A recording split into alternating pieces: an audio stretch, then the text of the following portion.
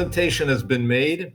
So what we're going to do is we're going to focus on how to generate money with AI because since day one, as you understood, I've never been a startup. I immediately worked for LVMH, Airbus, and other corporations. So you've seen the presentation. Let's get down to work. Okay, this is the book. It's a bestseller. Nice presentation. Thank you very much. Let's see what we can do with AI. So for each slide, I'll give you an example of what I've done in AI in a corporation. There's going to be no science fiction here, no fantasy, nothing. This is real life AI in projects, in supply chains. So I'll take you through the supply chain. We'll go from the marketing, then product design, warehouse, and delivery. That means we're going from A to Z. It means that if you listen well, then you can use AI in all these fields. Okay, so let's focus on the business. So the first thing is, how do we optimize the supply chain? So my first method is I talk to the team. I talk to the financial manager and I say, listen, don't believe me, because I've been doing AI for decades. I say, don't believe anybody.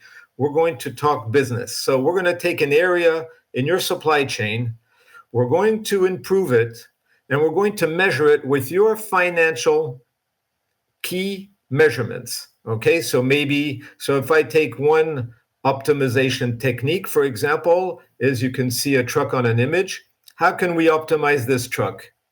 How can we package it so it will be efficient? Will we package it with only one customer? So suppose you just have some cigarettes to deliver. That's very small. But maybe if you pack the whole truck with cigarettes, then you can deliver to many different places for many different customers. So that means you can create pooling. You can pool between different customers that are competitors, but agree to transport in one truck. That's just one example. Then we measure the cost after a few months, and that's where we get paid. Generally, in my projects, in my optimization project, I get paid after. I don't take money before. I only take money if there has been profit. And this means that I never experienced an AI winter, and I never was a startup. I immediately went to work on AI decades ago.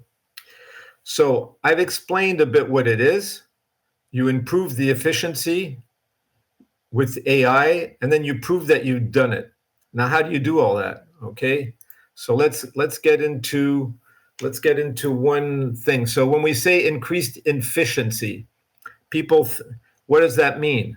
That's just a global term. It means the efficiency means like taking a warehouse and deciding which customer you're going to deliver first, and then are the trucks ready? Are the trucks there?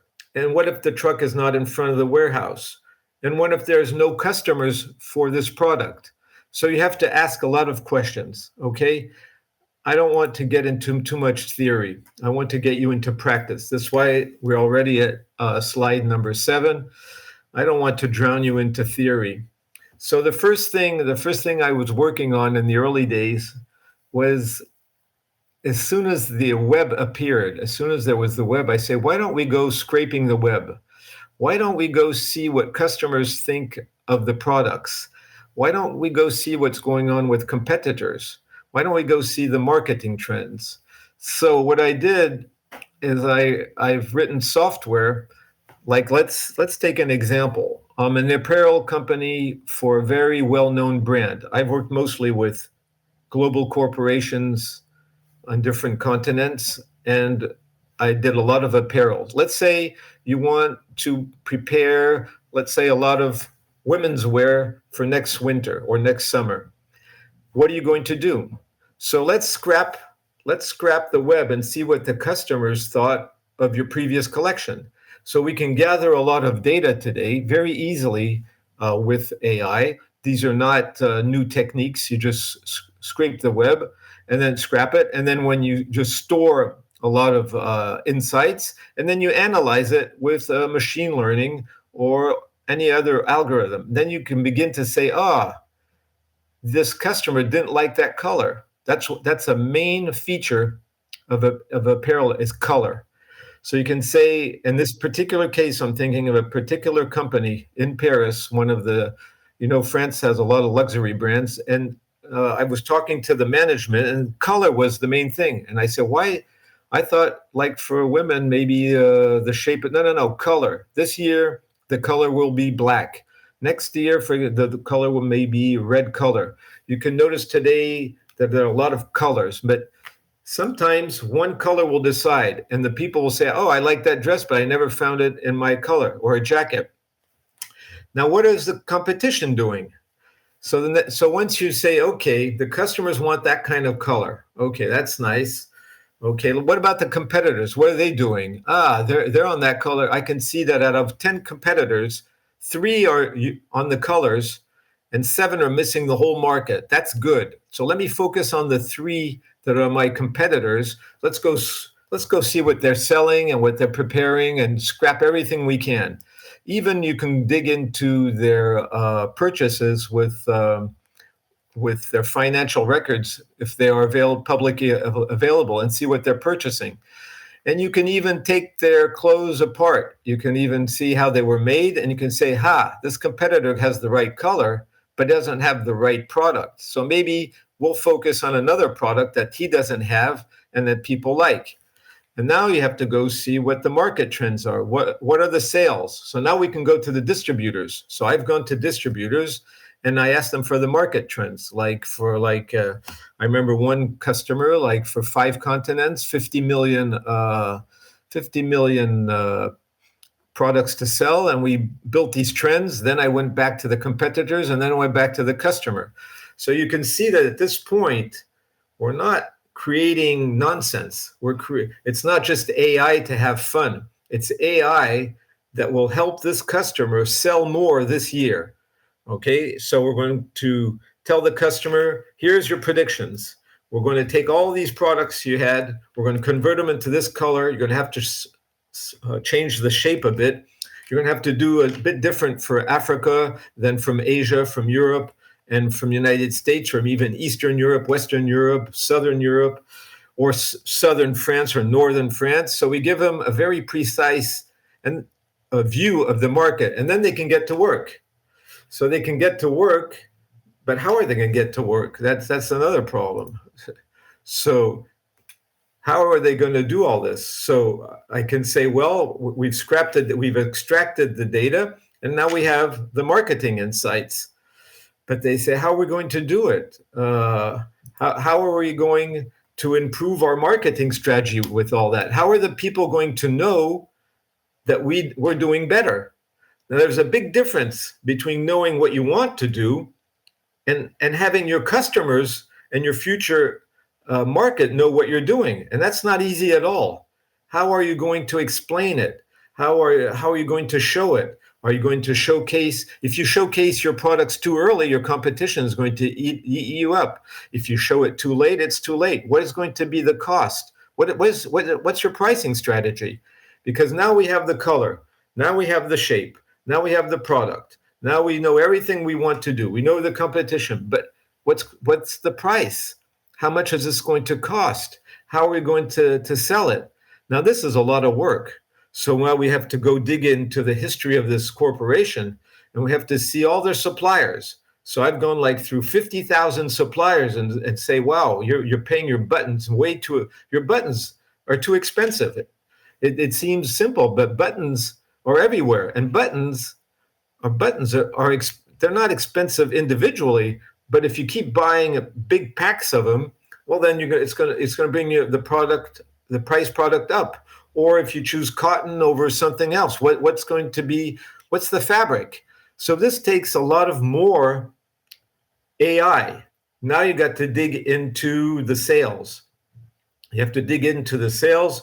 You have Google Analytics, and you have a lot of databases on Google, on Amazon, everywhere you can find this, on Microsoft Azure, IBM, you can load huge data sets, and you can find right, the price for that product is going to be this, because you're going to use machine learning to figure out the best prices, and you're going to have it go through all this data, and it's going to say, that's the good price, right? That's the good price for this market, for that size, because you're going to have to choose a size of the product too, okay? And then you're going to get some insights. So now you understand your audience, you understand your market, you have the product.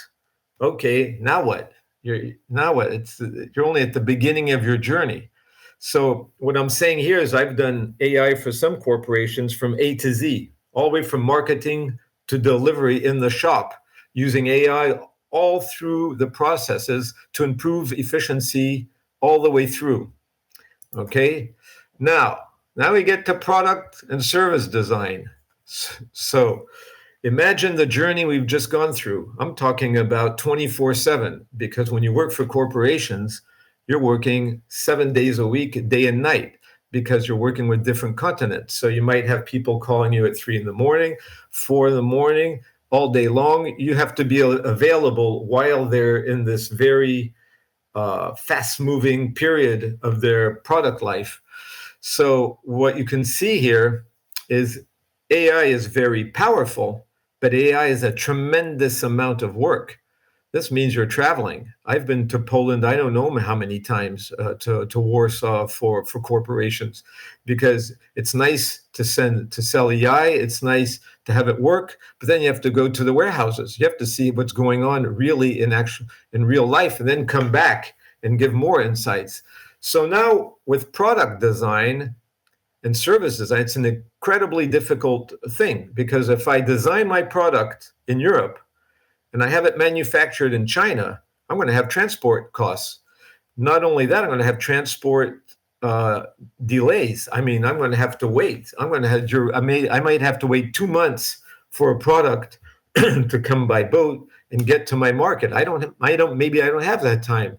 So maybe I have to set up a factory in Poland. For example, if I take your country that I know very well, I have to set up a small factory in Poland where we can manufacture things in Poland, not large amounts, but enough to feed the market immediately. Then I can ask China for some of these products that I can wait 2 months for. And then I can ask Tunisia. I can go to North Africa and say, okay, listen, I need things in 2 weeks.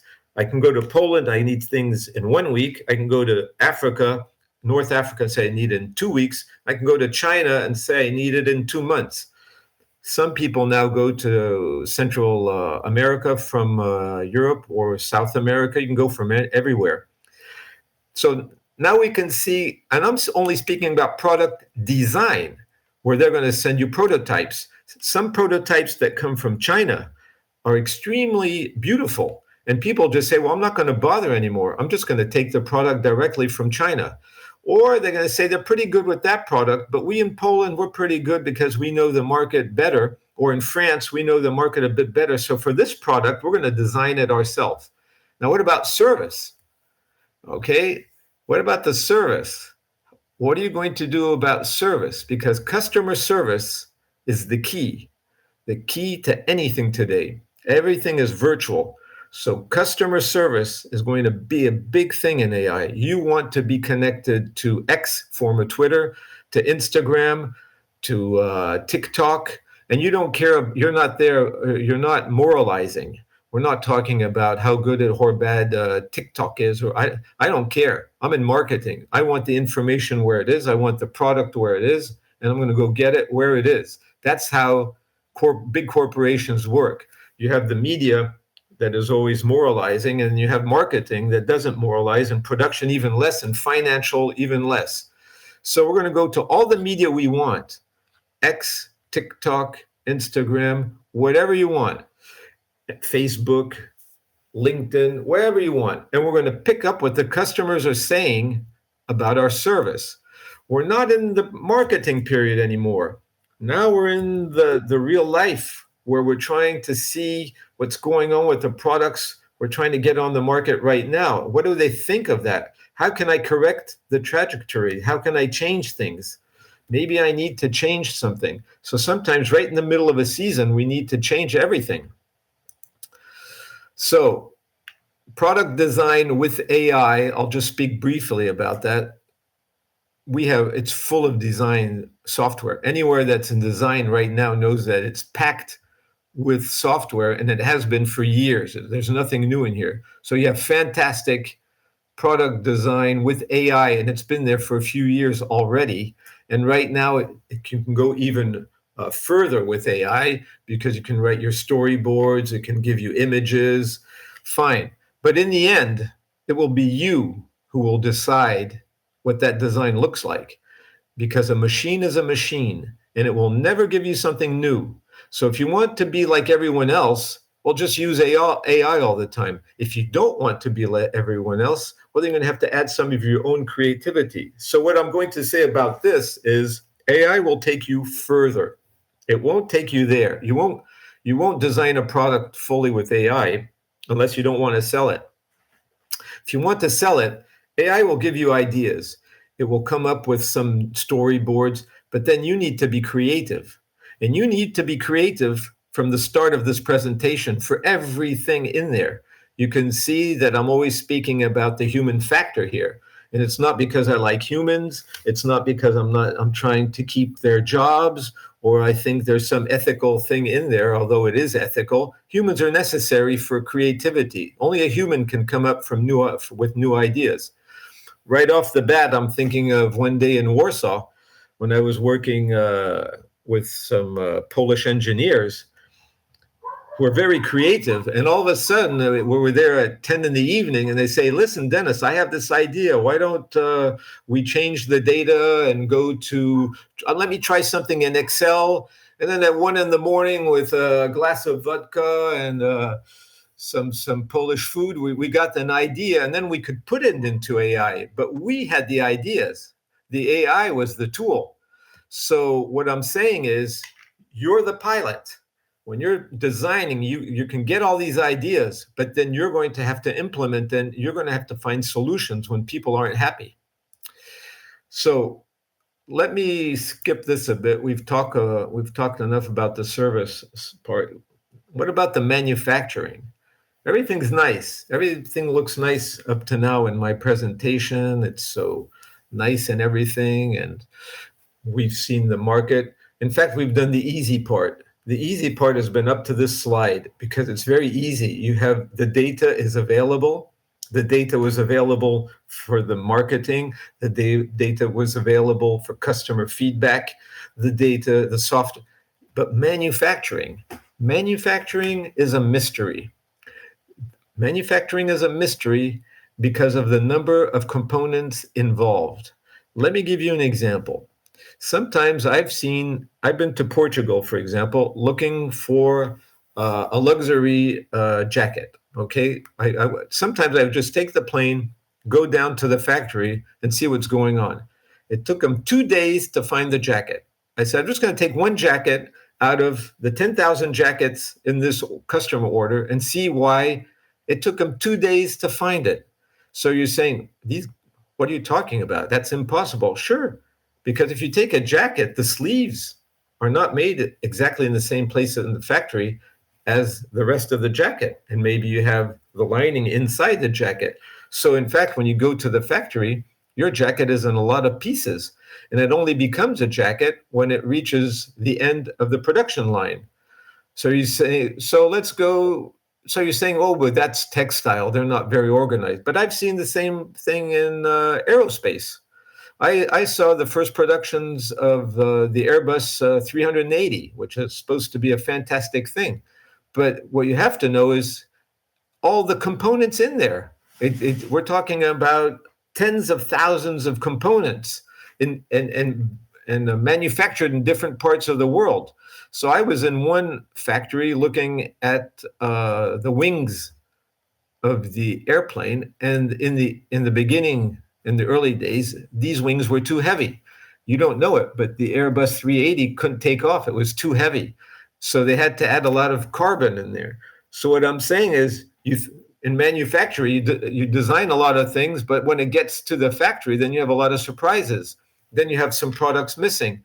So here is where you can earn a lot of money.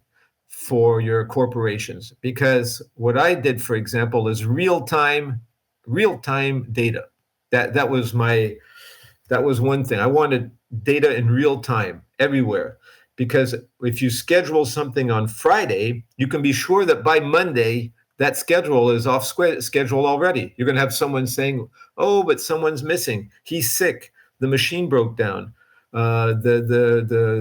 We have some screws missing we have screws missing for the this airplane." Sometimes you don't know it, but sometimes screws fall off airplanes. So even in maintenance, you have to go around looking for screws. I shouldn't tell you this, but sometimes a lot of planes fly with tens of screws missing on the airplane. They just fall off. Okay, just forget what I told you. So here you have these real-time insights, and what you want to do is replan at full speed. That's where you need AI. If you have all this mass of data and you're working with like 10,000 people, you don't have time to do this with anything but AI.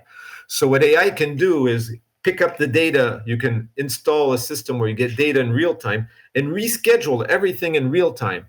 And you'll find out where you're going to earn money is that you're going to be able to tell one factory, you don't need to manufacture right now. He says, yeah, but I'm ready. No, you're not, because you need these components that will only be ready in 2 weeks. So why don't you put another customer order before? So let's make this simple. I have two customer orders, A and B. I'm in a factory, I don't know, in Spain or in Morocco. They're pretty good at aeronautics in Morocco. So let's say I'm in Morocco in a factory. I'm saying, you have customer A and B to manufacture for the engine of an Airbus A320. And the person says, yeah, I'm working on A. I'll say, stop. He says, why? Because you're going to have a component of the engine that's missing. So why don't you just work on B? He say, wow, you sure? Yeah. So now you're earning a lot of money, because otherwise you would work on A, then you'd have to stop, and then you have to start B, but then you have the storage cost of A. So you can see that you can reorganize factories in real time. Now in some projects, I have 100 factories. So now you have 100 factories that you're optimizing. Say, no, don't do that customer order. Do this one first. Do this. No, stop. Do this one. So you can see that you're just reorganizing the work of people in real time, and you can generate millions. And if you're lucky, you might get paid doing it, because you can earn a lot of money for companies, but they won't give you a lot of money. So now, this is what I just showed you, like the real-time insights and predictions. Now there's this second line in this slide that's interesting, is error and waste reduction. Now here is a big area I worked on in the early days, is how to avoid purchasing too many screws or too much fabric or too much, because by optimizing you can reduce purchases, and that's where there's a lot of money, and you can get paid for that. They like you when you do that. You can keep your customer for 20 years. Okay, so let's move on a bit. So now you can see that we can work on manufacturing. We can do predictive maintenance. We can have measurements of what's going on and not going on. Like if I have real-time information, I know that on an Airbus A320, about 200 screws were missing when it flew from China to France, and we have to look into this. Okay, so I know that next time it might happen again. Or I've worked on private jets where all of a sudden you find sand all over the airplane, although it wasn't supposed to fly in a desert, but it went there anyway. You can predict, you can do quality control, and you can manage, okay? So let's move on to something new here. So warehouse organization, I spent a lot of time in here. Let me focus on one topic that's extremely interesting, is how do you load a truck? Now you're saying, well, Dennis, that's so simple. Just take the products and load the truck. No. What about if you have 60 piers. That means 60 trucks can come at the same time. How are you going to load them so that they don't wait? So what we do is we do virtual loading. We pretend we're loading a truck next to a pier. So we bring all the products there so that when the truck comes, then they just have to load the truck with everything everything's ready in 2 hours and be gone. Now, to do this is a tremendous amount of work, because if you prepare it too soon and the truck doesn't come, well, you don't have the space to prepare the other one. It's exactly this A and B problem. Are you going to do A first or B first? So now I can get information on where the truck is with GPS, and I can say, no, that truck is late. Why are you taking all these products out? Yeah, but it's supposed to be here at 1 o'clock. I said it's never going to be there at 1 o'clock. We have the GPS calculation with the itinerary. It's going to be 1 hour late. Oh, so stop preparing it. Go prepare the truck that is coming in 20 minutes. And then you can reorganize A and B again. And when you do this, it seems that it's not a lot, but this represents millions and millions and millions of euros in 1 year in a global corporation. Everything I've been saying to you up to now in a global corporation is, if you're wasting something, maybe 1 or 2%, that's 1 or 2% of your sales. That's a lot of money. So warehouse organization is something you can really work on, and you need to work on this with the people that are in the warehouse, because I've met people in the warehouses that know more than the AI in real time to say, hey, yeah, I'm pretty sure this truck is going to be late. So what you want to do is have an interactive interface. You have AI suggesting, and you have these talented people making decisions. So again, you can see reducing errors and waste. Now you're going to say, what is waste about? Waste is about storing too much. You can measure with AI what's going in and out and make a prediction to tell, let's say you're working for Mars, okay, for candy bars or ice cream, and you're saying, you know what? You keep piling the warehouse all the time, but what are we going to do with your ice cream? The ice cream's not selling the way you think. The Mars might answer, yeah, but all these shops are not asking for the ice cream. So your predictions are all wrong, and you're storing too much, and we're charging you for this storage too much. So you're wasting. So stop producing this ice cream. This ice cream is not selling right now because there's no sun. There's been no sun for weeks. So you're not selling ice cream. So stop sending it and send us something else, so that your storage cost will go down. Now, this is incredibly profitable for them. Okay, so let's move on to another. Okay, so we're talking about, I just mentioned it, inventory management. Okay, we've gone to inventory management, and we're looking at the inventory. We're saying, what is this like? How many sunglasses were sold in the past month in Europe? I mean, with no sun. How many sunglasses are sold right now in Saudi Arabia? So you're going to have inventory management, and you're going to see how you can reduce overstocking, stockouts, improve logistics, improve the whole system. So AI, I've implemented AI all the way through all these slides. Of course, transportation is obvious. I mean, route optimization. I'm sure there are engineers listening to right now. They did this in university. Okay, so what does AI do? AI can give you more with GPS. That's what I've seen. It gives you more with GPS and blockchains. I'm not going to go into blockchains at all, but you can get a lot of information on what's going on with blockchains or blockchain technology in IBM systems. Okay, it's not only blockchains in money. There's blockchains in supply chains now. So if you look at Google Maps when you're traveling, you can see that it's predicting a lot. Well, we can predict a lot with where a truck is right now, with the traffic and everything. In fact, I did that in Poland at a time where there was intense transportation between Germany, Poland, and then Poland and Russia and Ukraine, because Germany kept sending products over to Poland, and Poland had to manage everything and go over to Russia.